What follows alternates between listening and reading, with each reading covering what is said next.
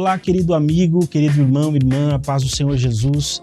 Eu sou o pastor Felipe e eu estou aqui para te fazer um convite especial. Nós estamos aqui exatamente agora no estúdio da TV Viva Promessa e hoje nós estamos aqui no estúdio do programa Sala Pastoral.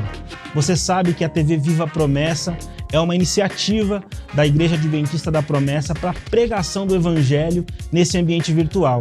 Eu queria convidar você para fazer parte desse projeto. E como você pode ajudar?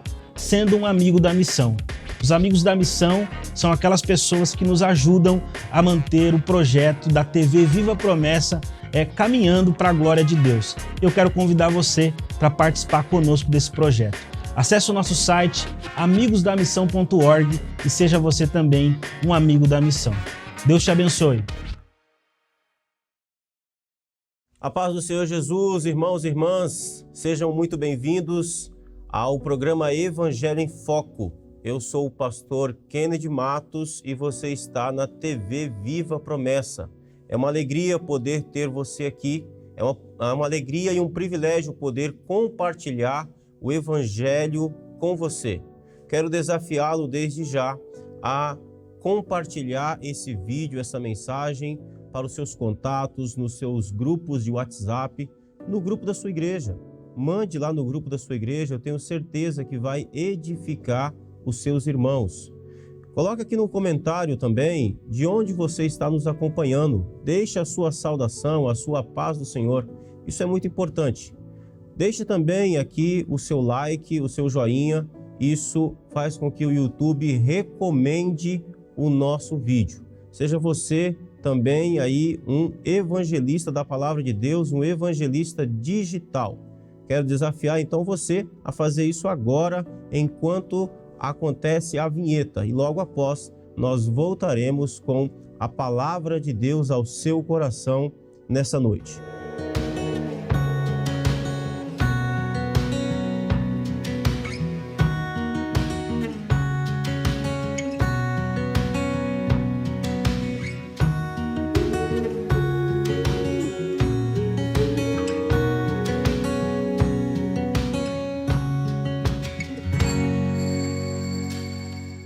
Bom, meus queridos e amados irmãos, quero convidar você a abrir a sua Bíblia. Quero desafiá-lo a abrir a palavra de Deus nessa noite mais uma vez. Eu quero ver hoje com você a história de um homem que Deus levantou em um tempo de crise, em um tempo de dificuldade. E eu quero convidar você então a abrir a sua Bíblia no livro do profeta Jeremias, capítulo 1. Nós vamos ler rapidamente do verso 1 ao verso 10. Diz assim a palavra do Senhor. Palavra de Jeremias, filho de Ilquias, um dos sacerdotes que estavam em Anatote, na terra de Benjamim.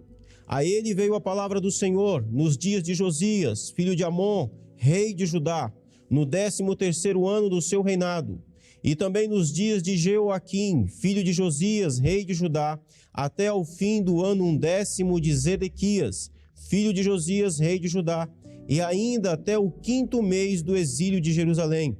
A mim me veio a palavra do Senhor dizendo: antes que eu te formasse no ventre materno, eu te conheci, e antes que saísses da madre, te consagrei e te constituí profeta às nações. Então lhe disse eu: ah, Senhor Deus, eis que não sei falar, porque não passo de uma criança. Mas o Senhor me disse: não digas, não passo de uma criança, porque a todos em que eu te enviar irás, e a tudo quanto eu te mandar falarás. Não temas diante deles, porque eu sou contigo para te livrar, diz o Senhor. Depois estendeu o Senhor a mão, tocou-me na boca, e o Senhor me disse: eis que ponho na tua boca as minhas palavras. Olha que hoje te constituo sobre as nações e sobre os reinos, para arrancares e derribares, para destruíres e arruinares, e também para edificares e plantares. Queridos e amados irmãos, eu quero falar deste homem, deste que é um dos grandes profetas do Antigo Testamento. Mas eu quero começar voltando no tempo antes de Jeremias. Eu quero começar pelo primeiro livro de Reis, capítulo 11. Em 1 Reis, capítulo 11, a Bíblia nos informa a respeito do pecado de Salomão. quando ainda o povo de Israel era uma só nação, era um só reino. A Bíblia diz que Salomão peca contra o Senhor. Salomão cai em idolatria. As suas muitas mulheres levaram Salomão a adorar os seus deuses. Salomão então peca contra Deus, abandona o Senhor. E lá em 1 Reis capítulo 11, a Bíblia diz que Deus levanta um profeta chamado Aías. E esse profeta é enviado a falar com um homem chamado Jeroboão. Esse homem tem uma capa nova. O profeta então toma a sua capa, rasga aquela capa em 12 pedaços, dá 10 pedaços a Jeroboão, e esses 10 pedaços simbolizaria as 10 tribos que Jeroboão iria governar sobre elas. Deus havia, por causa do pecado de Davi e por causa dos pecados de Salomão, Deus então iria dividir o reino de Israel. A Bíblia diz que Salomão morre. Por volta do ano 930, Salomão morre. Jeroboão, por causa da perseguição de Salomão, volta do Egito para onde ele tinha fugido, e com a morte do rei, agora um novo rei vai ser levantado em Israel. O rei então vai ser coroado em Siquém. Lá em Siquém o povo se reúne, e antes do rei ser coroado, ou na coroação do rei, que seria Roboão, filho de Salomão, o povo então pede para que o rei alivie a carga dos impostos. O rei Roboão pede 3 dias para que pudesse então tomar a sua decisão. Após os 3 dias, quando o povo novamente se ajunta com o rei então dá uma resposta absolutamente infeliz ao povo. O rei disse: o meu dedo mínimo é mais grosso que a cintura do meu pai. O meu pai vos castigou com vara, eu os castigarei com varas e escorpiões. Com isso, o rei estava dizendo que ele iria aumentar os impostos, ele iria continuar subjugando o povo. Diante disso, 10 tribos são separadas, se dividem, se distanciam das tribos de Judá e Benjamim. A partir desse tempo, então, Jeroboão fica sendo o rei daquilo que começa, então, agora a surgir como o reino do norte, o reino de Israel. E Roboão se torna o rei do reino do sul, o reino de Judá. O reino do norte tiveram cerca de 19 reis. E a Bíblia diz que todos eles fizeram aquilo que é mal diante do Senhor. Nenhum deles serviu ao Senhor.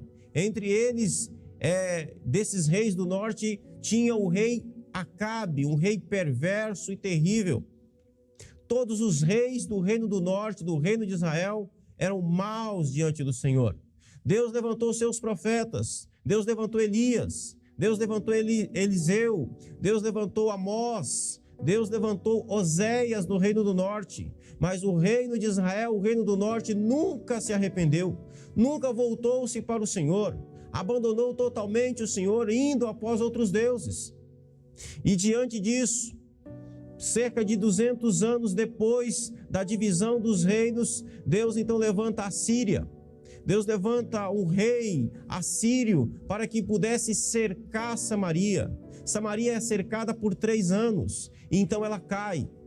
Esse povo é levado cativo, esse povo é misturado, esse povo é espalhado pelo mundo. A tribo do norte, o reino de Israel, nunca mais voltou a ser povo de Deus, nunca mais voltou a ser restaurado.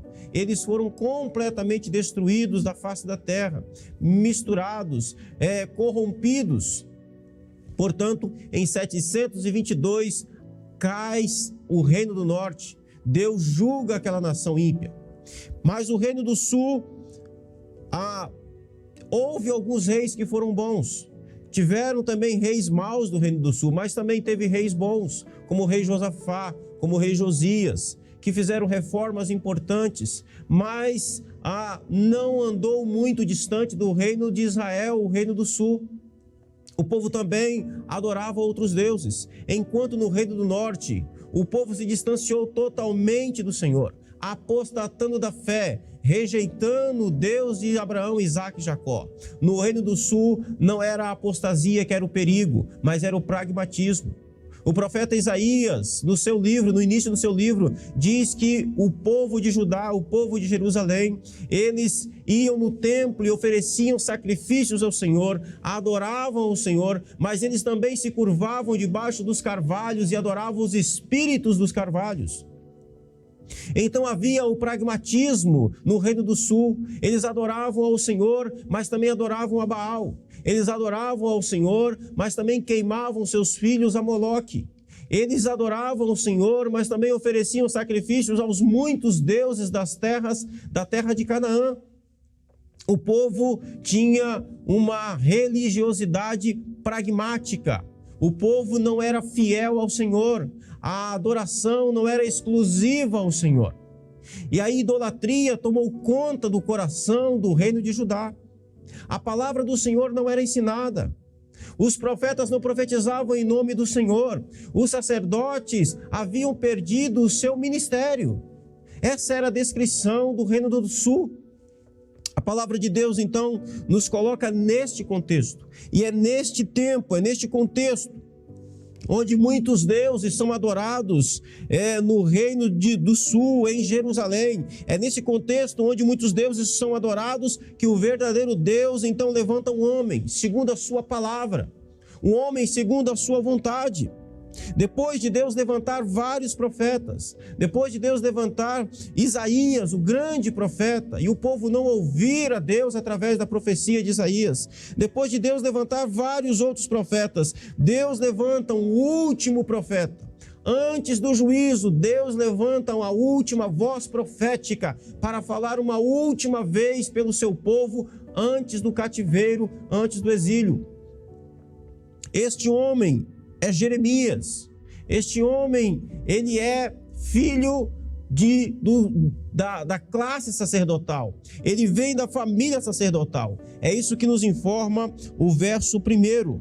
O verso 1 diz: palavras de Jeremias, filho de Ilquias, um dos sacerdotes que estavam em Anatote, na terra de Benjamim.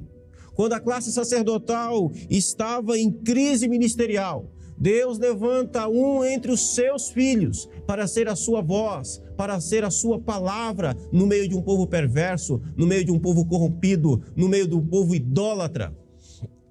Então é no meio da classe sacerdotal, quando havia crise entre os sacerdotes, Deus levanta um entre eles para ser seu profeta, para falar em seu nome, para gritar nas ruas de Jerusalém, para gritar no templo. Queridos e amados irmãos, o Senhor não está refém do nosso ministério. O Senhor não está refém da nossa disposição em cumprir o nosso chamado. Deus faz a sua vontade. Quando os ministros se calam, Deus levanta um, mesmo que entre eles. O Senhor nunca deixa de falar com o seu povo. O Senhor nunca deixa de orientar o seu povo. O Senhor está sempre falando. O Senhor usa homens de acordo com a sua vontade, de acordo com o seu querer.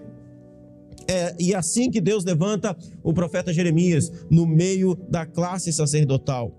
O verso 2 nos indica também do tempo em que Jeremias começa a profetizar. Não era um tempo fácil, era um tempo desafiador. O texto diz que Jeremias, veio a palavra do Senhor a Jeremias nos dias de Josias.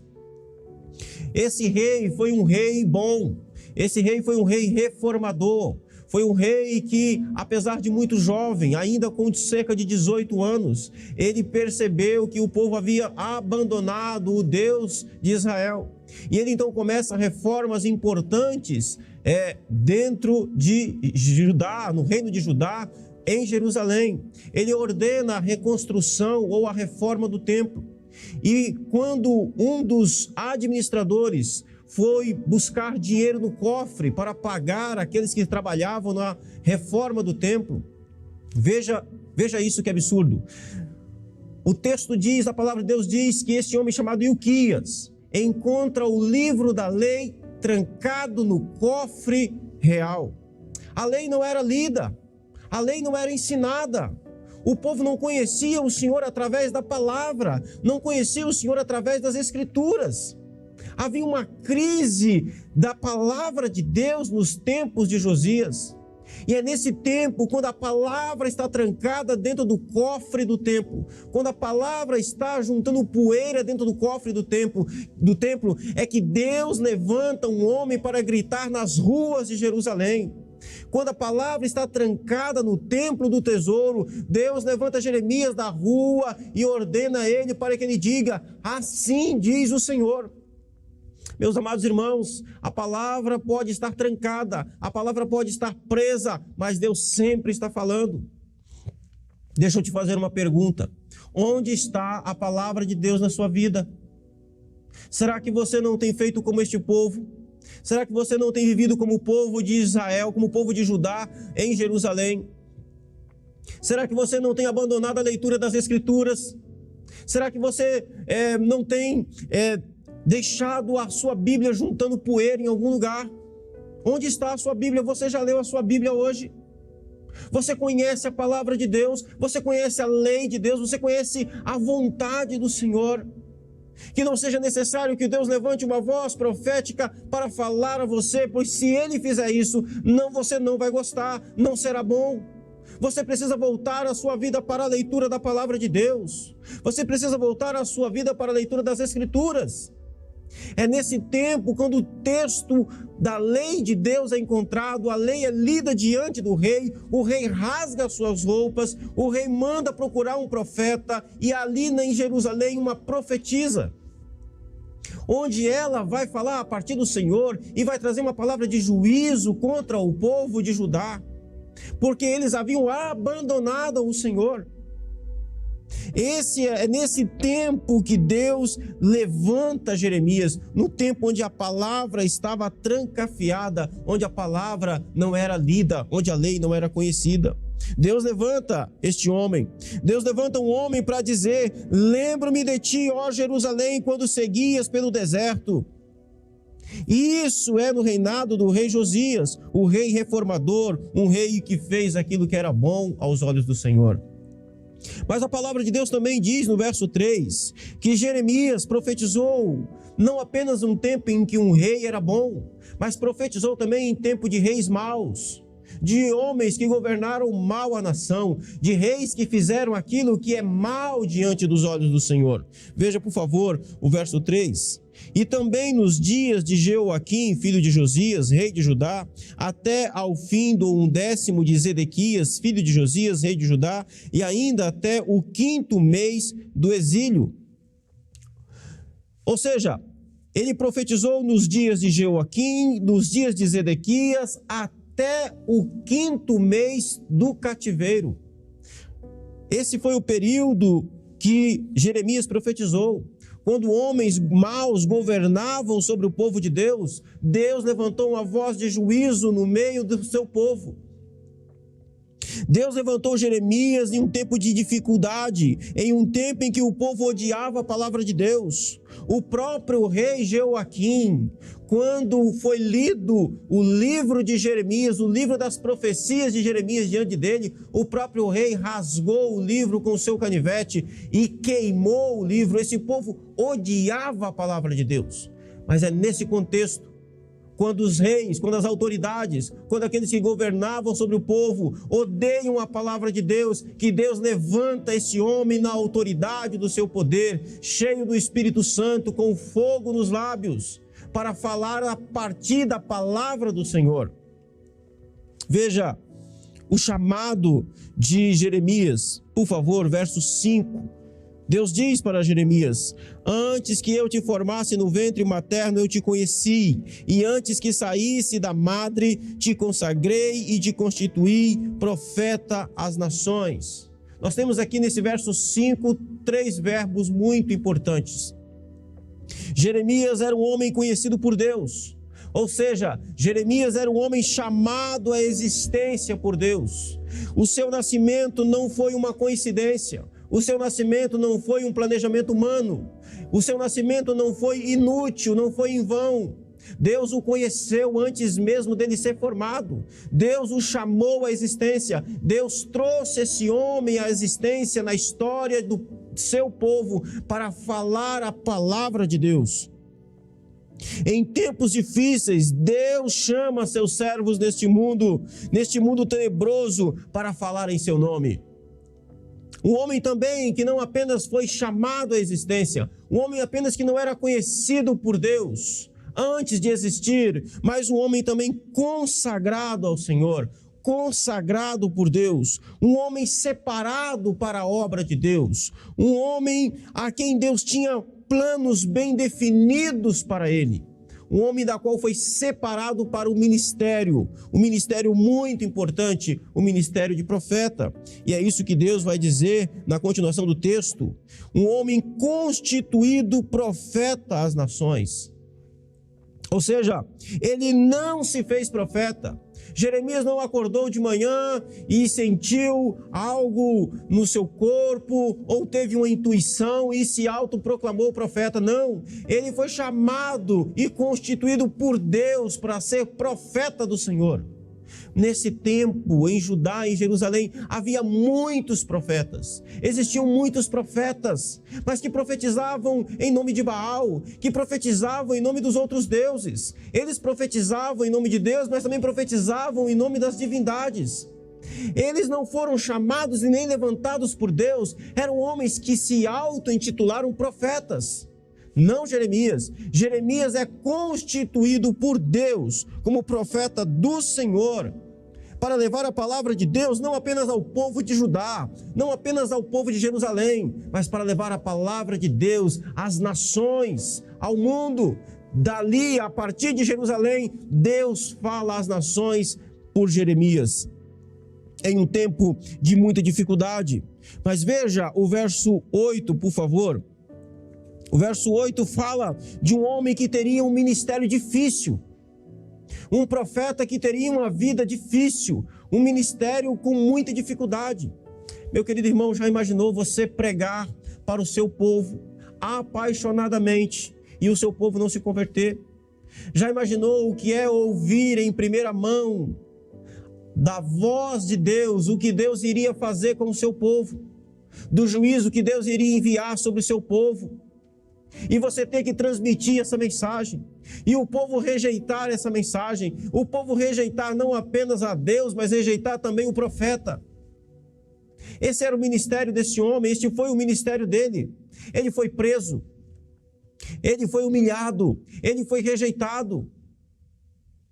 Esse foi o ministério dele, um ministério difícil. E o Senhor Deus, quando chama, diz: não temas diante deles, Jeremias, porque eu sou contigo para te livrar, diz o Senhor. Quando Deus chama Jeremias, Deus já está dizendo: o seu ministério vai ser difícil, você vai ficar com medo, você vai ficar assombrado, mas não temas diante deles, não temas, porque eu sou contigo. Meus queridos e amados irmãos, falar a palavra de Deus, pregar o evangelho, muitas vezes não será algo fácil, porque o evangelho, ele é o poder de Deus para a salvação de todo aquele que crê. Isso significa que o evangelho traz uma mensagem muitas vezes dura, uma mensagem de confronto e não de conforto. O evangelho, antes de ser uma mensagem de conforto, é uma mensagem de confronto. Ele confronta o pecado, ele confronta o pecador. O evangelho, sim, ameaça o homem a respeito do juízo de Deus. E o problema é que o homem ama o pecado. E quando você fala daquilo que as pessoas amam, elas ficam furiosas contra você. Foi o que aconteceu com Jeremias. As pessoas ficaram furiosas porque ele profetizava aquilo que o Senhor mandava ele falar. Ele falava e ele combatia o pecado do povo. O povo achava normal servir a outros deuses. O povo achava normal se prostituir. O povo achava normal o pragmatismo. O povo achava normal não conhecer a palavra de Deus. O povo achava normal cometer violência um com os outros, explorar o pobre. O povo achava normal ignorar a lei de Deus, a santidade, a piedade. Quando Jeremias então ataca, quando Jeremias então fala contra estas coisas, quando Jeremias denuncia o pecado do povo, o povo se volta contra ele. O rei se volta contra ele, a sua própria classe sacerdotal se volta contra ele, a sua própria família se voltou contra ele. Não foi um ministério fácil, mas o Senhor já tinha dito ao seu profeta que não seria fácil. E no verso 10, o Senhor fala a respeito do objetivo do ministério de Jeremias. Olha que hoje te constituo sobre as nações e sobre os reinos, para arrancares e derribares, para destruíres e arruinares, e também para edificares e plantares. Este era o objetivo do ministério desse homem. Deus o havia levantado. A sua profecia era para arrancar do coração do povo o pecado. A sua profecia era para arrancar do coração do povo a incredulidade, a apostasia, o amor pelo pecado. E a ideia de arrancar aqui é a ideia de alguém que arranca uma planta daninha, uma erva daninha, e arranca pela raiz. O que Deus está dizendo para Jeremias é: Jeremias, eu vou arrancar o pecado do coração do meu povo e vou arrancar o mal pela raiz. Eu vou atacar a profundidade do pecado. Eu vou derrubar o orgulho da altivez desse povo. Esse povo se acha demais, esse povo é altivo, eles se orgulham dos seus pecados. Eu vou derrubar o orgulho deles. Eu estou levantando você, Jeremias, para isso. A palavra de Deus diz que seria então uma palavra de juízo. A profecia de Jeremias seria uma profecia de confronto, de juízo. Mas também seria uma profecia e um ministério de edificação, de restauração, porque o Senhor Deus diz que ele também seria constituído como profeta para edificar e plantar. Era uma palavra também de restauração para aqueles que se arrependessem. Por quê? Porque Deus sempre tem o seu remanescente. Não era toda a nação, não era todo o povo, não era toda Jerusalém.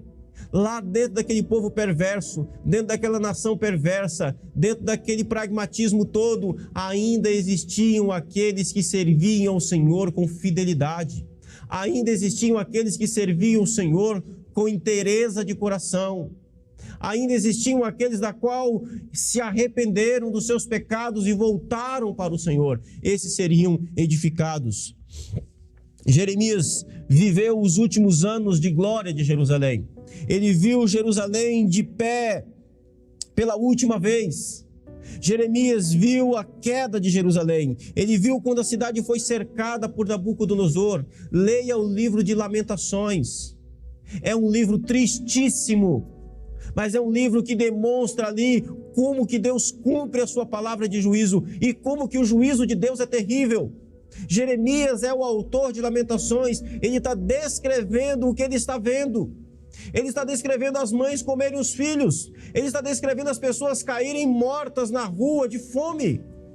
Tudo isso por causa do pecado desse povo, um povo da qual Deus durante século havia chamado ao arrependimento e havia recusado arrepender-se dos seus pecados. Mas Jeremias viu tudo isso. Meus queridos e amados irmãos, nós vivemos os últimos dias deste mundo. Nós estamos vendo o caos, a guerra, os rumores de guerra. Nós vemos o ceticismo, nós vemos o ateísmo no mundo, o pragmatismo e o misticismo dentro da própria igreja. O povo de Deus, da mesma forma que adora Deus no templo, adora o sexo, adora o dinheiro, adora as energias, adora as outras coisas. Não vivemos dias diferentes dos dias de Jeremias, vivemos dias semelhantes, onde o povo se afasta do Senhor, onde o povo não busca mais o Senhor. As nossas escolas bíblicas, elas estão ficando vazias, porque o povo não tem apreço pela palavra de Deus. As pessoas não aguentam ouvir um sermão de 1 hora a mais. As pessoas não aguentam ficar na igreja por muito tempo. Elas se levantam todo tempo, em todo momento, para ir beber água, para ir no banheiro. Mas elas são capazes de ficar 2 horas em um cinema assistindo um filme, sem se mexer do lugar. Isso porque nós vivemos um tempo de tamanha apostasia, nós vivemos também um tempo de pragmatismo, onde o culto precisa ser um show, onde o pastor precisa se vestir de palhaço para entreter as pessoas. Nós não vivemos um tempo diferente do profeta Jeremias, mas que Deus tenha misericórdia da nossa geração, que Deus tenha misericórdia do seu povo, que Deus tenha misericórdia desse tempo. Que Deus levante os homens hoje, homens e mulheres, os Jeremias de hoje, com poder, com autoridade, com graça. Que Deus restaure o seu povo, que o coração do povo seja aberto para arrepender-se dos seus pecados, voltar-se para o Senhor, pois Ele é misericordioso, Ele é cheio de graça, Ele é cheio de bondade. Mas nós vivemos tempos difíceis, vivemos dias difíceis como os dias de Jeremias, dias que estão antecedendo o fim. Assim como Jeremias viveu os últimos dias do seu tempo e Jerusalém foi destruída, vivemos também as últimas gerações, os últimos dias desse mundo. Logo, logo o anticristo se levantará, logo, logo o caos tomará conta do mundo, logo, logo a apostasia tomará conta do coração da humanidade. Deus então enviará o seu juízo também sobre este mundo, também sobre esse tempo. Que o Senhor tenha misericórdia de nós, que o Senhor levante homens e mulheres fiéis no poder do teu Espírito para despertar o coração do seu povo, para chamar o seu povo ao arrependimento em nome de Jesus. Que Deus desperte o seu coração, que Deus levante você com piedade, com santificação, com temor no coração diante dele, em nome de Jesus. Eu quero orar por você em nome de Jesus. Pai querido, nós viemos diante de Ti, Senhor, e nós confessamos que vivemos dias assim. Ó Deus, não terá misericórdia do nosso tempo, não terá misericórdia da nossa geração. Onde estão, Senhor? Onde estão, ó Deus, os homens e mulheres cheios do poder do Teu Espírito, na virtude da Tua graça, meu Deus, cheios do conhecimento da palavra, homens que tremem, meu Deus, ao ouvir a Sua voz, mulheres, meu Deus, que tremem, meu Deus, ao ouvir, meu Deus, a Sua voz, ao ouvir, meu Deus, a voz vindo aos ouvidos, ao ler as Escrituras, meu Deus, que se prostam e se caem diante de Ti. Gente, meu Deus, temerosa, gente, meu Deus, piedosa, onde estão? Levante, meu Deus, esses homens e essas mulheres neste tempo, nesta geração, para falar ao seu povo com poder e graça, por misericórdia, para chamar, meu Deus, o teu povo ao arrependimento em um tempo do caos. Ó Deus querido, tenha misericórdia. Continue, meu Deus, levantando homens fiéis, tementes a Ti, Senhor, que se curvam diante da Sua graça, para falar, meu Deus, a partir da Tua palavra, com fidelidade e com poder, em nome de Jesus. Amém, Senhor. Amém. Queridos e amados irmãos, que Deus abençoe o seu coração de forma poderosa. Quero desafiar você, para que você continue nos acompanhando. Na próxima terça-feira estaremos aqui novamente, às 20 horas, para continuarmos falando da palavra de Deus. O que mais o Senhor falou através desse profeta? O que mais Deus falou através de Jeremias? Nós vamos continuar vendo. E eu quero desafiar você. Ainda que você possa não gostar de algumas coisas, mas eu quero desafiar o seu coração a ter temor, a ouvir a palavra de Deus. Chega de ouvir só coisas doces, chega de ouvir só coisas boas. Deus tem uma palavra de despertamento para o seu coração e eu convido você a abrir o seu coração, a atentar os teus ouvidos para esta palavra em nome de Jesus.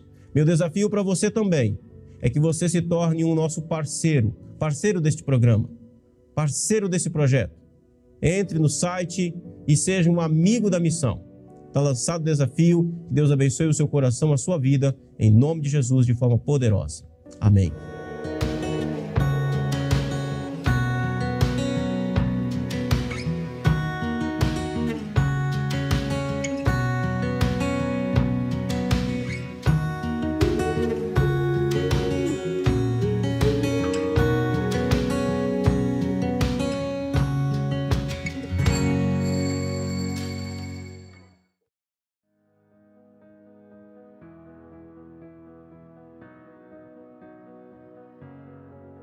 Graça e paz, meus irmãos e irmãs, uma grande alegria poder falar com vocês.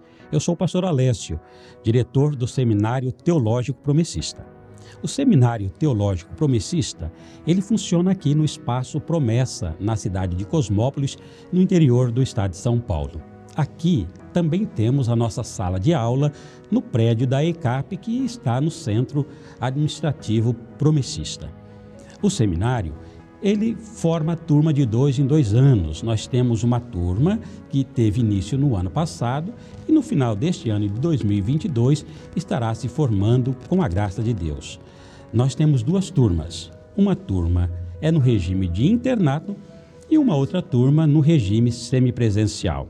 As 2 turmas têm nos dado muitas alegrias.